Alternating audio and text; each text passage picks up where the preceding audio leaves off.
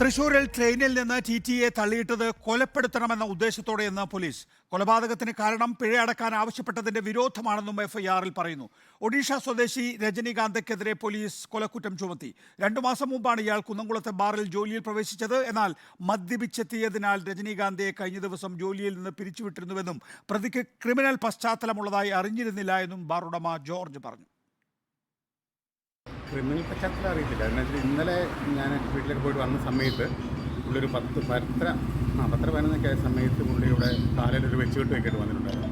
അപ്പോൾ തന്നെ പുള്ളി മദ്യപിച്ചിട്ടുണ്ടെന്ന് തോന്നി. അന്നേരം തന്നെ അക്കൗണ്ട്സിൽ വിളിച്ച് പറഞ്ഞ് എൻ്റെ സാലറി ക്ലോസ് ചെയ്ത് പിന്നെ പറഞ്ഞു വിളിയത്. അങ്ങനെ ആ നാട്ടിലേക്ക് പോയ വഴിയാണ്. 2 മാസമായിട്ട് ഇവിടെ ഉണ്ട്. ഇവിടെ ക്ലീനിങ് സെക്ഷനുണ്ട്. ഇവിടെ പ്രശ്നങ്ങളൊന്നും ഉണ്ടാക്കിയിട്ടില്ല. പുള്ളി ഇന്നലെയാണെങ്കിൽ മദ്യപിച്ച് ഞാൻ കണ്ടത്. മദ്യപിച്ച് വന്നു കഴിഞ്ഞാൽ പിന്നെ നമ്മൾ സാധാരണ നിർത്താറുണ്ട്. കൊല്ലപ്പെട്ട ടി വിനോദിന്റെ പോസ്റ്റ്മോർട്ടം തൃശൂർ മെഡിക്കൽ കോളേജ് ആശുപത്രിയിൽ ഇന്ന് നടക്കും. ജെയ്സൺ ചാമോളപ്പലും മുബഷീർ പി അക്ബറും വിശദാംശങ്ങളുമായുണ്ട്. ആദ്യം ജെയ്സൺ, പോലീസ് എങ്ങനെയാണ് ഈ കേസ് ചാർജ് ചെയ്തിരിക്കുന്നത്? പോലീസ് അതീവ ഗൗരവത്തോട് തന്നെയാണ് കഴിഞ്ഞ ദിവസം മുതൽ ഈ കേസിനെ കാണുന്നത്. കാരണം ഒരു റെയിൽവേ ഉദ്യോഗസ്ഥനാണ്. ഒരിക്കലും സംഭവിക്കാൻ പാടില്ലാത്ത അതിദാരുണമായ അന്ത്യമാണ് വിനോദ് എന്ന സർക്കാർ ഉദ്യോഗസ്ഥന്, റെയിൽവേ ഉദ്യോഗസ്ഥന് ഉണ്ടായത്. അതും അതീവ ദയനീയമായ അവസ്ഥയിൽ ആണ് കാഴ്ച നാം ഇന്നലെ മണിക്കൂറുകളോളം അവിടെ ചെലവഴിച്ചതാണ്. അതുകൊണ്ട് തന്നെയാണ് പോലീസിൻ്റെ ഉന്നതരായ ഉദ്യോഗസ്ഥരെ, റെയിൽവേ പോലീസിനെയും സംസ്ഥാന പോലീസിൻ്റെ ഉന്നതരായ ഉദ്യോഗസ്ഥരുടെ നേതൃത്വത്തിലാണ് ഇൻക്വസ്റ്റ് നടപടികൾ പൂർത്തിയാക്കി ഏകദേശം അർദ്ധരാത്രിയോടുകൂടിയാണ് മൃതദേഹം മെഡിക്കൽ കോളേജ് ആശുപത്രിയിലേക്ക് മാറ്റിയത്. ഇപ്പോൾ മെഡിക്കൽ കോളേജ് ആശുപത്രിയുടെ സമീപത്ത് നമ്മുടെ റിപ്പോർട്ടർ മുബഷീറുണ്ട്. ഇത് പ്രധാനമായി 2 മാസം മുമ്പാണ് തൃശ്ശൂരിലെ കുന്നംകുളത്തേക്ക് വരുന്നത്. കുന്നംകുളത്ത് വിക്ടറി പാർക്ക് എന്ന ബാറിൽ ഇയാൾ ക്ലീനിങ് തൊഴിലാളി ജോലി തേടുകയായിരുന്നു. ഈ 2 മാസം അയാൾ പണിയെടുക്കുന്നതിനിടയിൽ മറ്റു രീതിയിലുള്ള മോശമായ അനുഭവം ഇയാളിൽ നിന്നുണ്ടായിട്ടില്ല എന്നാണ് ബാർ ഉടമയായ ജോർജ് പറയുന്നത്. ഇയാൾ ഇന്നലെ രാവിലെ മദ്യപിച്ചെത്തിയപ്പോൾ അപ്പോൾ തന്നെ ഇയാൾ അവിടെ നിന്ന് പിരിച്ചുവിട്ടു എന്നാണ് നമുക്ക് നേരത്തെ നമ്മൾ ഒരു സൗണ്ട് ബൈറ്റ് ഉപയോഗിച്ചിരുന്നു. അവിടെ നിന്ന് ഒഴിവാക്കി ഇന്നലെ രാവിലെ മദ്യപിച്ച് അവിടെ നിന്നും പുറത്താക്കി ഇറങ്ങിയ ഇയാൾ പിന്നീട് തുടർച്ചയായി മദ്യപിച്ച് രാത്രി ഏകദേശം 7 മണിയോടെയാണ് 6:30 തൃശ്ശൂർ റെയിൽവേ സ്റ്റേഷനിലെത്തി പിന്നെ ട്രെയിനിൽ കയറുകയായിരുന്നു. S11 ബോഗിയിലാണ് കയറിയത്. ഇത് സംബന്ധിച്ച വിശദമായ വിവരങ്ങൾ FIRൽ ഉൾപ്പെടുത്തിയിട്ടുണ്ട്. വളരെ വ്യക്തമായ രീതിയിലാണ് FIRൽ IPC 302 റെയിൽവേയുടെ ഒരു വകുപ്പ് 1860 എന്നീ 2 വകുപ്പുകളാണ് ഇപ്പോൾ ചേർത്തിരിക്കുന്നത്. കൊല്ലണമെന്ന ഉദ്ദേശത്തോടുകൂടി തള്ളിയിട്ടു എന്നടക്കമുള്ള വ്യക്തമായ ഒരു FIR ആണ് ഇപ്പോൾ പോലീസ് ഇയാൾക്കെതിരെ ഇട്ടിരിക്കുന്നത്. മാത്രമല്ല ഈ വിഷയത്തിൽ TT വളരെ നല്ല രീതിയിൽ ഇയാളോട് കാര്യങ്ങൾ സംസാരിക്കുകയും പക്ഷേ ഇയാൾ മദ്യപാനത്തിൻ്റെ ലഹരിയിൽ പ്രകോപിതനാവുകയും പിന്നീട് TTയെ പുറത്തേക്ക് തള്ളിയിടുകയുമായിരുന്നു സംഭവിച്ച ഏറ്റവും പിന്നീടാണ് ദുരന്തം സംഭവിക്കുന്നത്.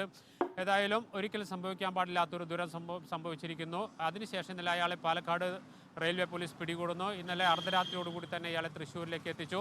ഇപ്പോൾ റെയിൽവേ പോലീസിൻ്റെ കസ്റ്റഡിയിലാണുള്ളത്. ഉച്ചയ്ക്ക് ശേഷം ഇയാളെ കോടതിയിൽ ഹാജരാക്കുമെന്നാണ് പോലീസ് അറിയിച്ചിരിക്കുന്നത്. മറ്റൊരു പ്രധാനപ്പെട്ട ഒരു കാര്യം, ഇയാളെ തെളിവെടുപ്പ് നടത്തേണ്ടതില്ല, അതായത് സംഭവ സ്ഥലത്തെത്തിച്ച് തെളിവെടുപ്പ് നടത്തേണ്ടതില്ല എന്നാണ് ഇപ്പോൾ പോലീസിന് ലഭിച്ചിരിക്കുന്ന നിയമോപദേശം. ഇതിന് അവർ പറയുന്ന പ്രധാനപ്പെട്ട ഒരു കാര്യം, ഈ ട്രെയിനിനകത്ത് വെച്ചാണ് ഈ സംഭവം ഉണ്ടാകുന്നത്. ഈ സ്പോട്ട്, അതായത് ഈ വിനോദ് വീണ് മരിച്ച സ്ഥലം, ഇയാളെ സംബന്ധിച്ച് ഈ കേസിനെ സംബന്ധിച്ച് ഇയാളെ കൊണ്ടുവന്ന് തെളിവെടുക്കേണ്ട ഒരു സാഹചര്യം അത്തരത്തിൽ നിയമപരമായിട്ടില്ല എന്നതാണ് സംഭവ സ്ഥലത്ത് കൊണ്ടും തെളിവെടുപ്പ് നടത്തേണ്ടതില്ല എന്ന തീരുമാനത്തിലേക്ക് പോലീസിനെ എത്തിച്ചിരിക്കുന്നത്. പക്ഷേ ട്രെയിനിനകത്ത് ഒരു S11 ബോഗിയിൽ കൊണ്ടുപോയി ഇയാളെ തെളിവെടുപ്പ് നടത്തുമെന്ന് പോലീസ് അറിയിച്ചിട്ടുണ്ട്. ഏതായാലും ഉച്ചയ്ക്ക് ശേഷം ഇയാളെ കോടതിയിൽ ഹാജരാക്കും. അതിനു മുമ്പ് പോസ്റ്റ്മോർട്ടം നടപടികൾ നടക്കും. പോസ്റ്റ്മോർട്ടം നടപടികൾ നടക്കുന്ന തൃശ്ശൂർ മെഡിക്കൽ കോളേജ് പരിസരത്ത് നമ്മുടെ റിപ്പോർട്ടർ മുബഷീർ ഉണ്ട്. ശരി, ജെയ്സണിലേക്ക് തിരിച്ചെത്താം. മുബഷീറിലേക്ക് പോകാം. മുബഷീർ, പോസ്റ്റ്മോർട്ടം നടപടികൾ എപ്പോഴാണ് പൂർത്തിയാവുക? നികേഷ് കുമാർ, പോസ്റ്റ്മോർട്ടം നടപടികൾ നിലവിൽ തൃശ്ശൂർ മെഡിക്കൽ കോളേജ് പോർച്ചറിയിൽ ആരംഭിച്ചിട്ടില്ല. അല്പസമയത്തിനുള്ളിൽ തന്നെ പോസ്റ്റ്മോർട്ടവുമായി ബന്ധപ്പെട്ട നടപടികളിലേക്ക് കടക്കുമെന്നുള്ളതാണ് നമുക്ക് ഡോക്ടേഴ്സുമായി സംസാരിക്കുമ്പോൾ മനസ്സിലാക്കാൻ സാധിക്കുന്നത്. ഞാനിപ്പോൾ നിൽക്കുന്നത് തൃശ്ശൂർ മെഡിക്കൽ കോളേജിലെ മോർച്ചറി പരിസരത്ത് മുൻപിലാണ്. ഇന്നലെ അർദ്ധരാത്രിയോടുകൂടിയായിരുന്നു ഈ വിധത്തിൽ അതിക്രൂരമായി കൊല്ലപ്പെട്ട വിനോദിൻ്റെ മൃതദേഹം ഇങ്ങോട്ടേക്ക് എത്തിക്കുന്നത്. ആ ഒരു ഘട്ടത്തിൽ റെയിൽവേ പോലീസ് ഉദ്യോഗസ്ഥരും അതുപോലെ തന്നെ കേരള പോലീസിൻ്റെ ഉദ്യോഗസ്ഥർ ഉൾപ്പെടെയുള്ളവർ ഈ ഒരു മേഖലയിലുണ്ടായിരുന്നു. ഇന്നലെ അവിടെ വിശദമായൊരു ഇൻക്വസ്റ്റ് നടപടികൾ പൂർത്തിയായിട്ടുണ്ട്. ഇന്നും സമാനമായൊരു ഇൻക്വസ്റ്റ് നടപടികൾ ഉദ്യോഗസ്ഥർ നടത്തുന്നുണ്ടെന്നാണ് നമുക്ക് മനസ്സിലാക്കാൻ സാധിക്കുന്നത്. ആ നിലയിൽ വിശദമായൊരു ഇൻക്വസ്റ്റ് നടപടികൾക്ക് ശേഷമായിരിക്കും പോസ്റ്റ്മോർട്ടത്തിലേക്ക് കടക്കുക എന്നുള്ളതാണ് അതിദാരുണമായൊരു സംഭവമാണ്. നമുക്കറിയാം, കഴിഞ്ഞ ദിവസം ആ നിലയിൽ ടിക്കറ്റ് ചോയ്സിനെ തുടർന്നാണ് ഈ ഒരു അന്യസംസ്ഥാന തൊഴിലാളിയായ രജനീകാന്ത് ഈ വിധത്തിൽ TTയെ പുറത്തേക്ക് തള്ളിയിടുന്നത്. കൊലപ്പെടുത്തണമെന്ന ഉദ്ദേശത്തോടു കൂടി തള്ളിയിട്ട ആ ഒരു സംഭവത്തിൽ അതിദാരുണമായ കൊലപാതകം തന്നെ നടന്നു എന്നുള്ളതാണ് ഇപ്പോൾ പോലീസും കണ്ടെത്തിയിരിക്കുന്നത്. കാരണം മൃതദേഹം ആ നിലയിൽ ഛിന്ന ഭിന്നമായി തെറിച്ചു പോയിട്ടുണ്ട്. മറ്റൊരു ട്രെയിൻ ഉൾപ്പെടെ മൃതദേഹത്തിന് മുകളിലൂടെ കയറിയിട്ടുണ്ടെന്നാണ് മനസ്സിലാക്കാൻ സാധിക്കുന്നത്. അതുകൊണ്ട് തന്നെ പോസ്റ്റ്മോർട്ടം നടപടികൾക്ക് വിശദമായ അല്ലെങ്കിൽ ഏറെ ഒരു സമയം വേണ്ടിവരും എന്നുള്ളതാണ് ഡോക്ടേഴ്സും ഈ ഒരു ഘട്ടത്തിൽ വ്യക്തമാക്കുന്നത്. വിനോദിൻ്റെ ബന്ധുക്കൾ ഉൾപ്പെടെയുള്ള ആളുകൾ ഇങ്ങോട്ടേക്ക് എത്തിച്ചേർന്നിട്ടുണ്ട്. വിനോദിൻ്റെ ജീവനക്കാർ ഉൾപ്പെടെ ഇങ്ങോട്ടേക്ക് എത്തിച്ചേർന്നിട്ടുണ്ട്. ദയനീയമായ ഒരു കാഴ്ച തന്നെയാണ്. അവർക്ക് തന്നെ അവിടെ എത്തി ആ ഒരു മൃതദേഹം സന്ദർശിക്കുന്ന സമയത്ത് അവർക്കൊക്കെ വിങ്ങിപ്പൊട്ടുന്ന ആ ഒരു പ്രയാസം അവരുടെ മുഖത്തൊക്കെ തന്നെ നമുക്ക് കാണാനും സാധിക്കുന്നുണ്ട് എന്നുള്ളതാണ്.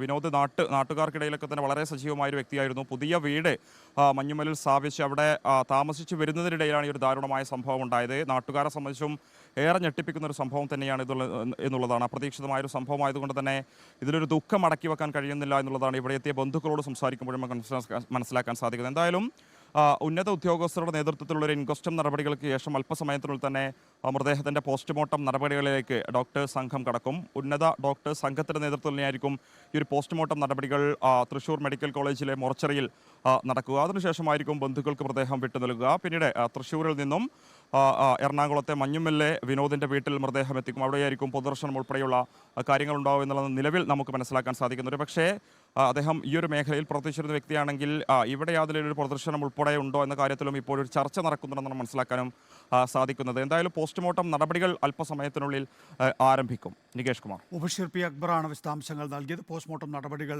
അല്പസമയത്തിനകം ആരംഭിക്കും. വിനോദിന്റെ മരണവാർത്ത അറിഞ്ഞതിന്റെ ഞെട്ടലിലാണ് എറണാകുളം മഞ്ഞുമൽ നിവാസികൾ. 2 മാസം മുൻപാണ് വിനോദും അമ്മയും മഞ്ഞുമലിലെ പുതിയ വീട്ടിലേക്ക് താമസം മാറിയത്. ചെറിയ സമയത്തിനുള്ളിൽ തന്നെ നാട്ടിലെ വിഷയങ്ങളിൽ വിനോദ് സജീവമായി ഇടപെട്ടിരുന്നതായി നാട്ടുകാർ പറയുന്നു. എറണാകുളം പട്ന എക്സ്പ്രസിൽ നിന്ന് ഇതര സംസ്ഥാന തൊഴിലാളി തള്ളിയിട്ട് കൊലപ്പെടുത്തിയ TT വിനോദിൻ്റെ മഞ്ഞുമലിലെ വീട്ടിലാണ് ഇപ്പോൾ നമ്മൾ നിൽക്കുന്നത്. ഈ വീട്ടിലാണ് കഴിഞ്ഞ 2 മാസമായി വിനോദ് താമസിച്ചിരുന്നത്.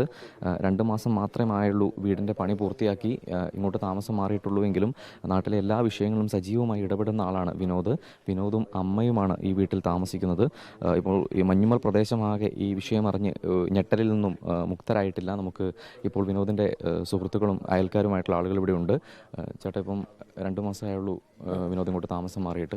നാട്ടിലെ വിഷയങ്ങളിലൊക്കെ എങ്ങനെയായിരുന്നു ഇടപെടൽ? അദ്ദേഹം ഇപ്പോൾ നമ്മുടെ ഈ ഇവിടെ താമസമാക്കിയിട്ട് ഒരു 2 മാസം കഴിഞ്ഞതുകൊണ്ട് അദ്ദേഹം നാടുമായി ബന്ധപ്പെട്ട് വരുന്നുണ്ടായിരുന്നുള്ളൂ. ഇപ്പം ഞങ്ങളുടെ ഈ വഴിയിലൊക്കെ അദ്ദേഹം നല്ല ബന്ധമായിരുന്നു. എല്ലാവരും അയൽവക്കത്തെ എല്ലാവരുമായിട്ടും നല്ല ബന്ധമായിരുന്നു. കുട്ടികളും എല്ലാവരുമായിട്ടും നല്ല ബന്ധമായിരുന്നു. നാട്ടിൽ അദ്ദേഹം ഒരു ബന്ധം ആക്കി ഇങ്ങനെ ആളുകളൊക്കെ ബന്ധപ്പെട്ട് ഇങ്ങനെ വരുന്നേ ഉള്ളൂ. പക്ഷേ വളരെ ഒരു പ്രാവശ്യം പരിചയപ്പെട്ടാൽ തന്നെ പെട്ടെന്ന് അടുത്തിടപെടുന്ന ഒരു സ്വഭാവക്കാരനാണ്. അതുകൊണ്ട് തന്നെ ബന്ധങ്ങൾ ഉണ്ടാക്കാൻ വളരെ എളുപ്പമായിട്ടുള്ള ഒരു വ്യക്തിയാണ്. അപ്പോൾ അത് പിന്നെ നല്ലൊരു നല്ല സ്വഭാവത്തിന് അധികം നല്ലൊരു സ്വഭാവമാണ് നമ്മൾ മനസ്സിലാക്കിയെടുത്തോളം. അപ്പോൾ സത്യം പറഞ്ഞാൽ വളരെ വേദനയിലാണ്, അല്ലെങ്കിൽ വളരെ ഞെട്ടലിൽ തന്നെയാണ്. കാരണം ഇന്നലെ രാവിലെ ഒരു 9 മണിക്ക് സംസാരിച്ച് ഇന്നലെ ഉച്ചയാകുമ്പോഴത്തേക്കും തിരിച്ചിവിടെ എത്തും. എന്നിട്ട് അമ്പലത്തിൽ ഉത്സവമാണ്, അപ്പോൾ അതിന് വൈകുന്നേരം പോകാവുന്ന രീതിയിലൊക്കെ പ്ലാൻ ചെയ്ത് ഒക്കെ പറഞ്ഞു പോയ ഒരു വ്യക്തിയുടെ പക്ഷേ ഇപ്പോൾ വിയോഗം നമ്മൾ അറിയുമ്പോൾ ഇപ്പോഴും നമുക്ക് അത് ഉൾക്കൊള്ളാൻ സാധിച്ചിട്ടില്ല. കാരണം അദ്ദേഹം ജീവനോടെ അല്ലെങ്കിൽ അദ്ദേഹത്തിന് എന്തെങ്കിലും ആപത്ത് സംഭവിച്ചു എന്ന് നമുക്ക് ഇപ്പോഴും ഉൾക്കൊള്ളാൻ സാധിച്ചിട്ടില്ല. എങ്ങനെയാണ് ഏട്ടാ നാട്ടുകാരനെന്ന നിലയിൽ വിനോദ്? എനിക്ക് നല്ല പരിചയം കുറവാണെങ്കിൽ പോലും എല്ലാവരുമായിട്ട് നല്ല ബന്ധമുള്ള ആളാണ്. ഞങ്ങളുടെ NSS പ്രതിനിധിയാണ് ഞാൻ. കഴിഞ്ഞ 2 മാസം മുമ്പ് ഇവിടെ വീട് മേടിച്ച് താമസിക്കുമ്പോൾ NSS ബന്ധപ്പെട്ടിരുന്നു. ഇന്നലെ മിനിങ്ങാന്ന് അമ്പലത്തിൽ വന്ന് ഉച്ചയ്ക്ക് പ്രസാദ സദ്യയൊക്കെ കഴിച്ചിട്ട് പോയതാണ്. ഇന്ന് വരാമെന്ന് പറഞ്ഞ് പോയ ആളാണ്. പക്ഷേ ഇതൊരു നാടിനൊരു തീരെ ദുഃഖമായി മാറിയേക്കാണ്. നമുക്ക് കളയാൻ പറ്റുന്നില്ല. തീർച്ചയായും വിനോദിൻ്റെ വിയോഗം മഞ്ഞുമൽ പ്രദേശത്തെ സംബന്ധിച്ചിടത്തോളം നാട്ടുകാരൻ എന്ന നിലയിൽ പരിചയമുള്ളപ്പോൾ തന്നെ ഒരു സിനിമാ പ്രവർത്തകൻ എന്ന നിലയിലും നാട്ടുകാർക്കും അതുപോലെ തന്നെ മലയാളികൾക്കും സുപരിചിതനായിരുന്നു വിനോദ്. 14ഓളം സിനിമകളിൽ വിനോദ് ചെറിയ വേഷങ്ങൾ ചെയ്തിട്ടുണ്ട്. മമ്മൂട്ടിയോടും മോഹൻലാലിനോടും ഒപ്പമൊക്കെ ഈ സ്ക്രീൻ സ്പേസ് ഷെയർ ചെയ്തിട്ടുള്ള ഒരു നടൻ കൂടിയാണ് വിനോദ്. എന്തായാലും വിനോദിൻ്റെ ബന്ധുക്കൾ പോസ്റ്റ്മോർട്ടം ഉൾപ്പെടെയുള്ള നടപടികൾക്കായി തൃശ്ശൂർ മെഡിക്കൽ കോളേജിലേക്ക് പോയിട്ടുണ്ട്. ഉച്ചയോടുകൂടി പോസ്റ്റ്മോർട്ടം നടപടിക്രമങ്ങൾ പൂർത്തിയാക്കി മഞ്ഞുമലിലെ വീട്ടിലേക്ക് വിനോദിൻ്റെ ഭൗതികദേഹം എത്തിക്കുമെന്നാണ് നിലവിൽ അറിയാൻ കഴിയുന്നത്. വീഡിയോ ജേർണലിസ്റ്റ് പ്രദീപ് കുമ്പിടിക്കൊപ്പം reporter Ali Akbar Shah, in reporter, Kochi.